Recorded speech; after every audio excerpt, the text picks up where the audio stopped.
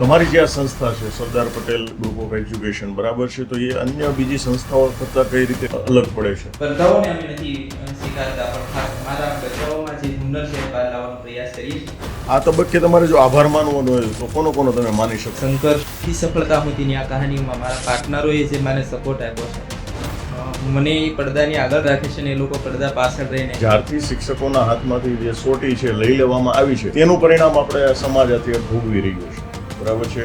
તમે કોઈ દૂષણ જુઓ છો, તમે ડ્રગ્સ જુઓ છો, તમે વ્યસન જુઓ છો, બરાબર છે.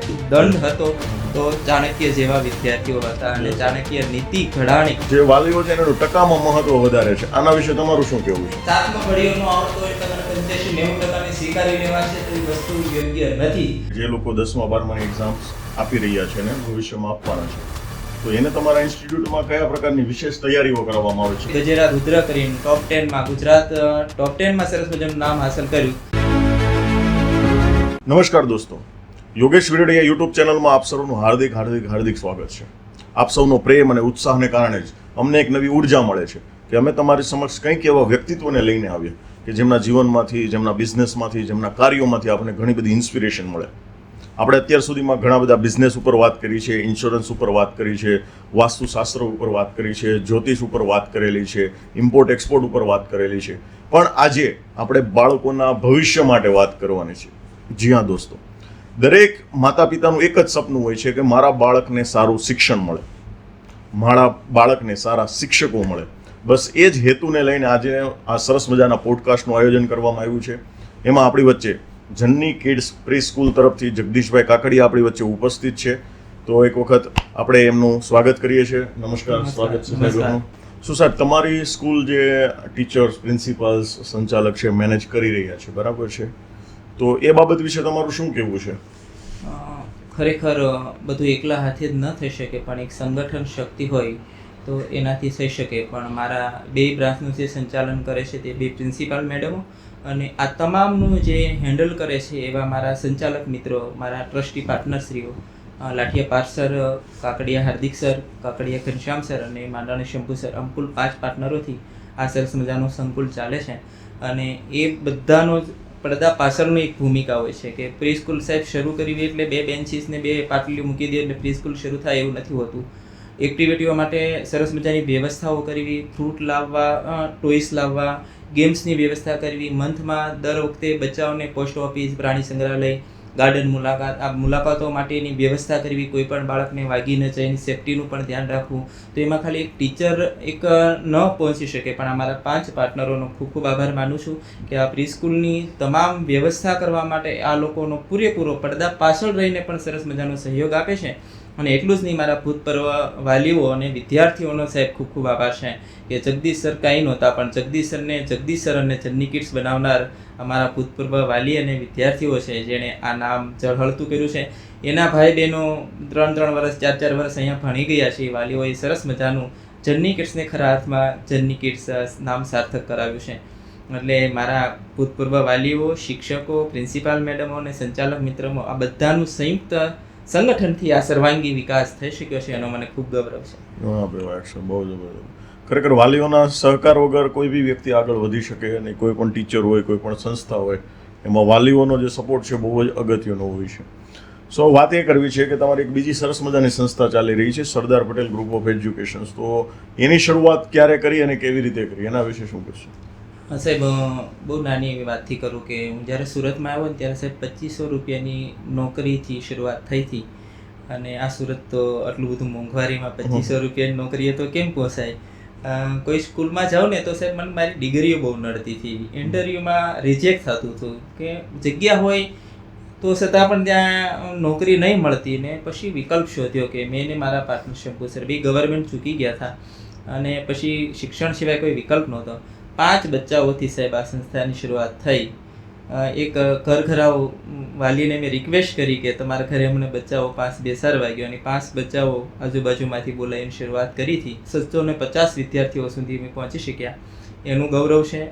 બીજું, ઘણા બધા સંઘર્ષથી સફળતા સુધીની આ કહાનીઓમાં મારા પાર્ટનરોએ જે મને સપોર્ટ આપ્યો છે, મને એ પડદાની આગળ રાખે છે ને એ લોકો પડદા પાછળ રહીને તો ત્યારે અમે ભણાવતા હતા, ફર્નિચર પણ કરતા હતા, વગર બેન્ચીસે બચ્ચાઓને ભણાવવા પડતા હતા, એક સાહેબ હોમ બેસ લઈને આવતા હતા, એક સાહેબ સ્કૂલમાં ભણાવવા જતા હતા, એ બધો પગાર ભેગો કરીને આ સંસ્થાને સરસ મજાનું ઝીણું મોટું સ્વરૂપ આપતા ગયા. આજે સરદાર પટેલ ગ્રુપ ઓફ એજ્યુકેશનની 5 બ્રાન્ચ થઈ ગઈ છે. Amora arcade Uttarayan, Vrindavan park society Yamuna Chowk, Abrama Nand Chowk, Kholvad અને વાલક પાટિયા. અને ગયા વર્ષે જે સરસ મજાનું અમને આમાં રિઝલ્ટમાં સફળતા મળી છે એનો પણ હું આપ સંચાલક મિત્રોનો ખૂબ ખૂબ આભાર માનું છું. આ તબક્કે તમારે જો આભાર માનવાનો હોય તો કોનો તમે માની શકો? માની લો કે આજે તમારી જનની કિડ્સ પ્રી સ્કૂલ છે એને સફળતા સુધી પહોંચાડી છે, બરાબર છે, આજે તમારું સરદાર પટેલ ગ્રુપ ઓફ એજ્યુકેશન છે એને સફળતા સુધી, તો કોઈ લોકોનો આભાર માનવો હોય કે ભાઈ આ સફળતાનો શ્રેય હું આ લોકોને આપવા માંગુ છું, તો એ કોણ છે? તો ખરેખર મારા આમ તો 5 પાર્ટનરો, એના ફેમિલી અને મારા માતા પિતા કે આ સંઘર્ષની કહાનીમાં બધે જ મને સપોર્ટ કર્યો. અને એની કરતાંય મારા વાઈફ પડદા પાછળ રહી કે એક સફળ પુરુષની પાછળ એક પત્નીનો સાથ હોય અને એને ખરેખર સંઘર્ષની આ કહાનીમાં મને બધે સાથ સપોર્ટ આપ્યો. ઘણી વખત સાહેબ એવું પણ બન્યું હોય કે દિવાળી કરવાનો પણ કપડાં ખરીદી કરવા કે આ બધી વસ્તુ સમય સંજોગો પ્રમાણે ન પણ મળ્યો હોય, પણ ત્યારે એ લોકોએ ફેમિલીએ મને બહુ બધું સપોર્ટ કર્યો અને મારા મિત્રોએ જે મને સાથ નહીં છોડ્યો. આ પાર્ટનરોનો ખૂબ ખૂબ આભાર માનું છું કે સારા નબળા સમયમાં કરિયાણું વેચીને પણ સરસ મજાની આ સંસ્થાઓ શરૂ રખાવી છે. તો એ બધા મિત્રોનો પણ અને બીજી શૈક્ષણિક સંસ્થાઓ જે પ્રિન્સિપાલોને મળ્યો, જે ટ્રસ્ટીઓને મળ્યો, એ બધાએ વાતને સાંભળી અને સરસ મજાનો સપોર્ટ કર્યો છે. અને ક્લાસી સંચાલક મિત્રોએ પણ આ તકે મને બહુ સરસ સપોર્ટ કર્યો છે. આ બધા સફળતાના મારા સાથીઓને હું આ તકે ખૂબ ખૂબ આભાર માનું. તમારી જે આ સંસ્થા છે, બરાબર છે, એમાં વિદ્યાર્થીઓના પરિણામને સુધારવા માટે કયા પદ્ધતિ અપનાવવામાં આવે છે, કઈ રીતે એમાં ઇમ્પ્રુવમેન્ટ લાવવામાં આવે છે? સરદાર પટેલ ગ્રુપ ઓફ એજ્યુકેશનમાં આવનારા દરેક વિદ્યાર્થીઓનું પહેલું તો પાયાનું શિક્ષણ ખાસ તપાસવામાં આવે. બેઝિક કેટલું મજબૂત છે, મેથ્સ અને સાયન્સ અને ઇંગ્લિશ, આ 3 સબ્જેક્ટ ઉપર વધારે ભાર આપીએ છીએ. જો કે બચ્ચાને જરૂર પડે ત્યાં મારવા કે ખીજાવવું એ વસ્તુ હવે નથી રહ્યું. સોટી વાગે, સમછમ વિદ્યા આવે, રમઝમ, એ વસ્તુ હવે નથી રહી છે. બાળકોને જેટલું પ્રોત્સાહન આપો એટલાથી વધારે શ્રેષ્ઠ બનશે. તો અમે એક તો ખાસ મોડલ ટેસ્ટ લઈએ અને મોડલ ટેસ્ટ તરત બચ્ચાઓને પ્રોત્સાહિત ઇનામોથી સન્માન કરીએ છીએ, એટલે બીજા બચ્ચાઓ એ સ્પર્ધામાં આવે છે. રાઉન્ડ ટેસ્ટ લેવાય છે અને રાઉન્ડ ટેસ્ટની સાથે બચ્ચાઓને સરસ મજાનો પ્રોત્સાહિત, એટલે ઇનામોની વણઝાર તો શરૂ રહે જ છે. એટલે બચ્ચાઓને પ્રોત્સાહન મળે છે અને એની સાથે બીજા બચ્ચાઓ એટ્રેક્શન થાય, આકર્ષાય છે, નહીં સ્પર્ધામાં ઉતરે છે. બીજું કે બાળક રજા પાડવી તો નહીં પાડી શકે. ખાસ મંગળવારવાળી મારી ટેસ્ટ છે, બહુ જબરજસ્ત કામ કરે છે. તો એ બચ્ચાઓ છે એ રજા નહીં પાડે પણ બીજા બચ્ચાઓને ખેંચીને લાવશે અને એકને સરસ મજાનું આમાંથી રિઝલ્ટ મળે છે તો બીજા બચ્ચાઓ એનાથી આકર્ષાય અને આવે છે. એટલે ખાસ વધારે પડતા પ્રેશરવાળું શિક્ષણ આપવા કરતાં મુક્ત શિક્ષણ અને વિદ્યાર્થીને જેટલા મોટિવેટ કરીએ એનાથી વધારે શ્રેષ્ઠ આ રિઝલ્ટની સફળતા મળે છે. જે તમે વાત કરી કે ભાઈ સોટી વાગે સમસમ, બરાબર છે, તો મેં એક જગ્યા પર બહુ સરસ રીતે વાત કરેલી હતી કે ભાઈ જ્યારથી શિક્ષકોના હાથમાંથી સોટી લઈ લીધવા આવી છે, જ્યારથી શિક્ષકોના હાથમાંથી જે સોટી છે લઈ લેવામાં આવી છે, તેનું પરિણામ આપણે સમાજ અત્યારે ભોગવી રહ્યો છે, બરાબર છે. તમે કોઈ દૂષણ જુઓ છો, તમે ડ્રગ્સ જુઓ છો, તમે વ્યસન જુઓ છો, બરાબર છે. પહેલા તો આપણે કેવું હતું, તમે હું જ્યારે ભણતા હતા ત્યારે સામેથી શિક્ષક આવતા ને તો આપણે રસ્તો ફેરવી નાખતા હતા, બરાબર છે. સાહેબ આપણે ઘરમાં સંતાઈ જતા હતા અને એ ડર અત્યારે નથી રહ્યો. તો એનું શું તમને લાગે છે કે ખરેખર શિક્ષકોનો આ પ્રકારનો મીઠો ડર વિદ્યાર્થીઓમાં હોવો જોઈએ કે નહીં? યસ, એના વિશે તમારું શું? યસ, બહુ સરસ સાહેબ વાત કરી અને આ પોઈન્ટ ઉપર ઘણા બધા વિદ્વાનો એને સરસ મજાના શિક્ષણવિદોએ સચ્ચાઈ વિચારણાઓ કરી છે. પણ એક ખાસ છે કે સુવિધાઓ મળીને એટલે થોડુંક આ શિક્ષણના અંદર થોડોક ઉચાપાચ જોવા મળ્યો અને ખરેખર આની માટે ઘણી જાગૃતતા લાવવાની જરૂર છે કે દંડ વગર શિક્ષા શક્ય નથી. એ વસ્તુ બરાબર છે પણ દંડ અપેક્ષિત હોય, અમુક લેવલનો હોય તો સ્વાભાવિક છે.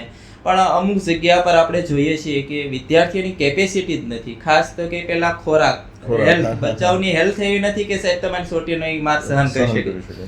બીજું કે બચ્ચાઓમાં ઘણી વખત વાલીઓની લાગણીઓ એટલી બધી અપ થઈ જાય છે કે એ બચ્ચાઓને પોતાનું એકનું એક સંતાન હોય તો એ મોટી જવાબદારી કે ભાઈ તમે આને ખીજાતા નહીં, મારતા નહીં, તો તમે શિક્ષણની કેવી આશા રાખી શકો એ બચ્ચાઓ પાસે કે એ શિક્ષક પાસે? તો હું એ પણ કહું કે એને પ્રોત્સાહન સિવાય તમારા શિક્ષક પાસે કોઈ વિકલ્પ નથી, ઓપ્શન નથી કે બચ્ચાને પ્રોત્સાહન સિવાય તમે રિઝલ્ટ નહીં લાવી શકો. અને ઘણી વખત સાહેબે તમે કીધું એક સમાજ માટે પણ ને વાલી સમાજ માટે પણ એક આ દૂષણનું દૂષણ છે. હા કે ભાઈ આવનારા સમજમાં જે તમે દંડ શિક્ષકો પાસેથી કાઢ્યો અને ખરેખર દંડથી શિક્ષણ સુધરશે એવું નથી, પણ દંડ હોય તો બાળકમાં શિષ્ટાચાર આવશે એ ચોક્કસ કહી શકાય. અને એ તમારી વાત હું 100% એગ્રી છું સાહેબ કે હતું દંડ હતો તો ચાણક્ય જેવા વિદ્યાર્થીઓ હતા અને ચાણક્ય નીતિ ઘડાણી એની પાછળ ઘણું બધા કાર્ય. બીજું એક વાત એ કરવી છે વાલીઓને લઈને, તમારો તો શિક્ષણમાં 15-20 વર્ષનો અનુભવ થઈ ગયો છે, બરાબર છે. આજના જે બાળકોની પેરેન્ટ્સ છે, બરાબર છે, એની 1.5% પાછળ થઈ ગઈ છે. તમે તમારી કિડ્સ પ્રી સ્કૂલમાં જે કંઈ બી સુવિધાઓ આપો છો, જે કંઈ બી એક્સ્ટ્રા સંસ્કાર તમે તમારા બાળકોને આપો છો, એની કરતાં જે વાલીઓ છે એનું ટકામાં મહત્વ વધારે છે. આના વિશે તમારું શું કહેવું છે? યસ સાહેબ, અને બહુ સરસ મજાની એક વાત તમે આ રજૂ કરી કે ભાઈ ટકાવારીની હોડમાં નાખવા કરતા તમે એને પોતાના હુનર શીખવાડો તો વધારે સારું છે. અને વાલીઓને એટલે જ અપેક્ષિત રાખીએ કે ભાઈ તમે ઘણા વાલીઓ સાહેબ એ માટે કે રિઝલ્ટ સારું આપજો હો સાહેબ, અમારે સ્નેહ મિલનમાં રજૂ કરવાનું છે. ભાઈ સ્નેહ મિલનમાં રજૂ કરવા હાટુ બાળકને ભણાવો છો કે ખરેખર એની પોતાની કાબેલિયત માટે ભણાવો છો? તો ખરેખર એ વસ્તુ વાલીએ ખુદે સ્વીકારવું પડે સાહેબ. 7નો ઘડીઓ ન આવડતો હોય તમારે 85-90% સ્વીકારી લેવાશે તો એ વસ્તુ યોગ્ય નથી.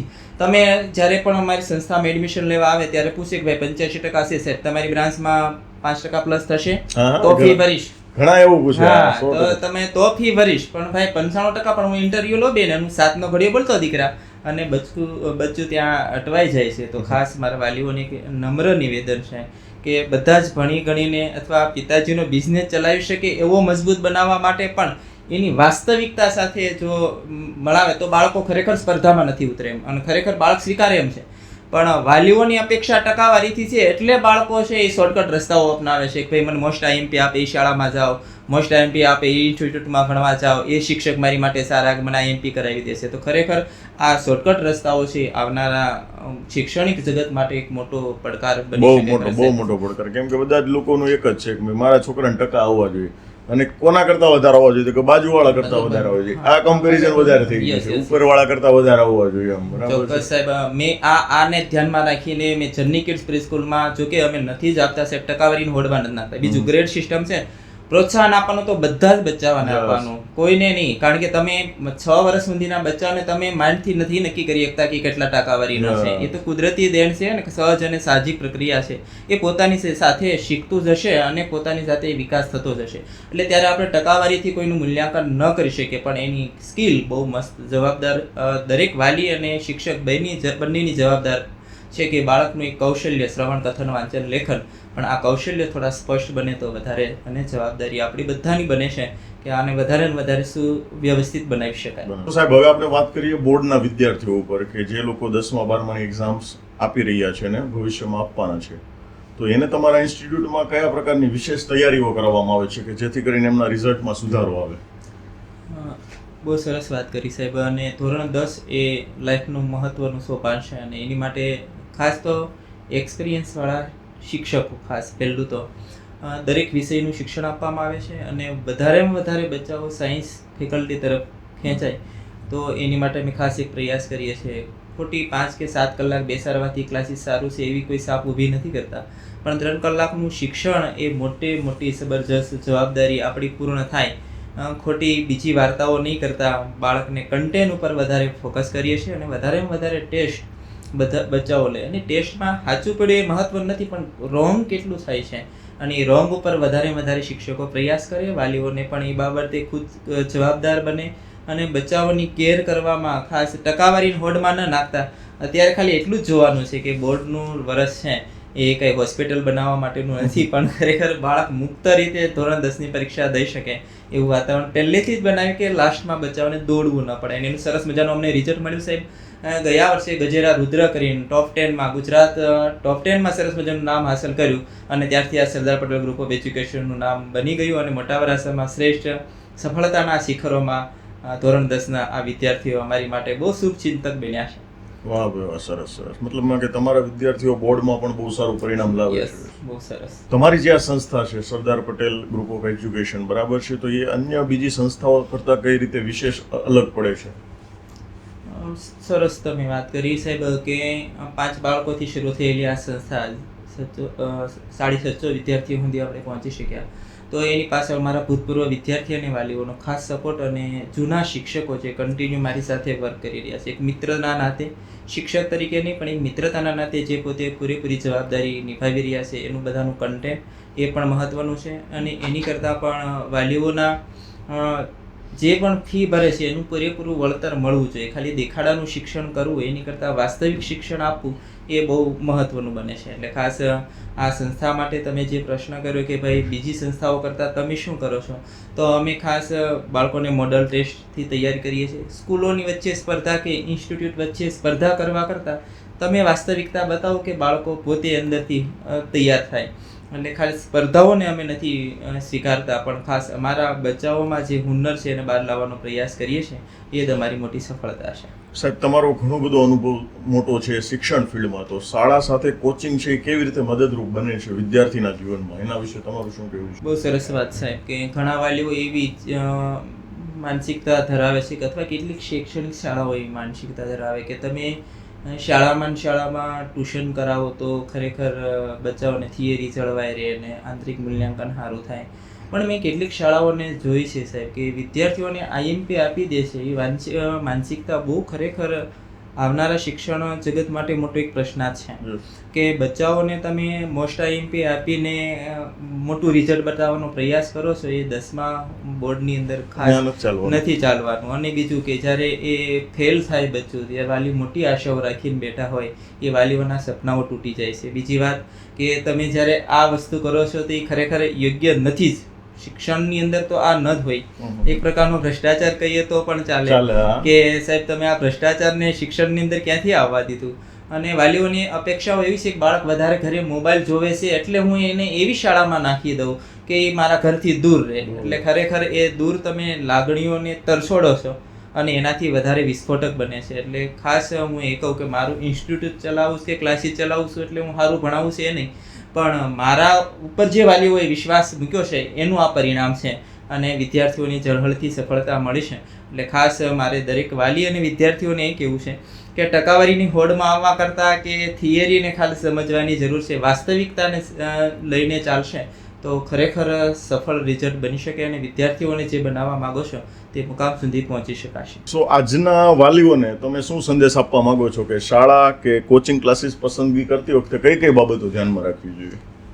બહુ સરસ સાહેબ આપણે વાત કરી કે વાલી તરીકે આપણી ફરજ આપણે નિભાવવાની છે અને શિક્ષક તરીકે જે તે સંસ્થા કે ઇન્સ્ટિટ્યૂટ પોતાની ફરજ નિભાવતા હોય. શિક્ષણ એક વ્યાપાર ન બની જાય પણ બચ્ચાઓને સરસ મજાનું એક સર્જનાત્મક ભૂમિકા અદા કરે એ માટે દરેક વાલીએ ખાસ સજ્જતા કેળવવી જોઈએ. સારી ફી છે સ્કૂલમાં એડમિશન લઈએ કે ક્લાસીસમાં સારી ફી છે એટલે કે સારા એસી ક્લાસ છે તો લઈ લઈએ, એ વસ્તુને ખરેખર રોંગ છે. પણ બાળક આપણા જે તે વિષય શિક્ષકને સમજી શકે છે તો ઘણા ક્લાસીસમાં ડેમો લેક્ચર હોય છે. હું તો એમ કહું સ્કૂલ કરતાં ક્લાસીસના જે શિક્ષકો છે પોતાને માન સન્માન અને જે ઓછા વિદ્યાર્થીઓમાં જે ગણિત એનું પૂરું પાવરફુલ બનાવશે એટલું જનરલ વર્ગોમાં નહીં. એમ કદાચ સ્કૂલ કરી શકે પણ એની પાસે સંખ્યાના બળ ઉપર એ નથી થઈ શકતું. તો દરેક વાલીઓને મારે ખાસ કે હું ક્લાસીસ ચલાવું છું એટલે નહીં, મારે તો બધી સ્કૂલ સાથેના પણ સારા રિલેશનો છે કે તમે ક્લાસીસમાં જ એડમિશન લો. પણ દરેક વાલી તરીકે હું એમ કહું છું કે આપણા બચ્ચાઓ 60ના વર્ગખંડમાં નથી ભણતા, એ કદાચ 20-30ના વર્ગખંડમાં સારી રીતે પ્રશ્ન પૂછી શકે અને પોતાના ક્વેરી સોલ્યુશન કરી શકે તો ઓછી સંખ્યામાં જે વર્ક થશે એ જનરલ વર્ગખંડમાં આટલું બધું વર્ક નહીં થઈ શકે. કારણ કે અમુક ઉંમર પછી બાળક શરમાળ પ્રકૃતિમાં આવી જાય છે ત્યારે પોતે ક્વેશ્ચન નથી કરી શકતા. તો ખરેખર એક શિક્ષક તરીકે જે મિત્રતાના નાતે વિદ્યાર્થીની પાસે જેટલા નજીક રહેશે એટલો વિદ્યાર્થી સરળતાથી એની નજીકથી પોતાના ક્વેશ્ચન આન્સરનું સોલ્યુશન કરી શકશે. હા ભાઈ, બહુ સરસ મજાની વાત કરી તમે. સો જગદીશ સર, તમે તમારો બહુમૂલ્ય સમય અમારા વિદ્યાર્થીઓ માટે આપ્યા અને જે વાલીઓ છે એમને જો સાહેબની પ્રી સ્કૂલ છે જનની કિડ્સ પ્રી સ્કૂલ એમાં એડમિશન લેવું હોય અથવા તો પૂછપરછ માટે જવું હોય તો એમની ડિસ્ક્રિપ્શનમાં ડિટેલ આપેલી છે, એમની બ્રાન્ચની ડિટેલ ને કોન્ટેક્ટ ડિટેલ્સ આપેલી છે, તમે ચોક્કસથી એમનો સંપર્ક કરી શકો છો. અને ખૂબ ખૂબ આભાર સાહેબ, તમે તમારો બહુમૂલ્ય સમય અમારા શ્રોતાઓ માટે આપ્યો એ બદલ આપનો આભાર. ખૂબ ખૂબ આભાર સાહેબ યોગેશભાઈ તમારો પણ કે સરસ મજાની આ શિક્ષણના પ્રવાહમાં આ કિંમતી સમય કાઢીને તમે મને અહીંયા સરસ મજાનું બોલાવ્યો અને વાલીઓને સરસ જાણ થાય એ માટે આપે જે પ્રયાસો કર્યા છે અને વિદ્યાર્થીઓને શું સારું શિક્ષણ મળે તો સંઘર્ષથી સફળતા સુધીની આ કહાનીમાં આપ સૌએ સરસ મજાની મને સાથ આપ્યો એ બદલ આપનો પણ ખૂબ ખૂબ આભાર. જય શ્રી કૃષ્ણ, જય સ્વામિનારાયણ. જય સ્વામિનારાયણ.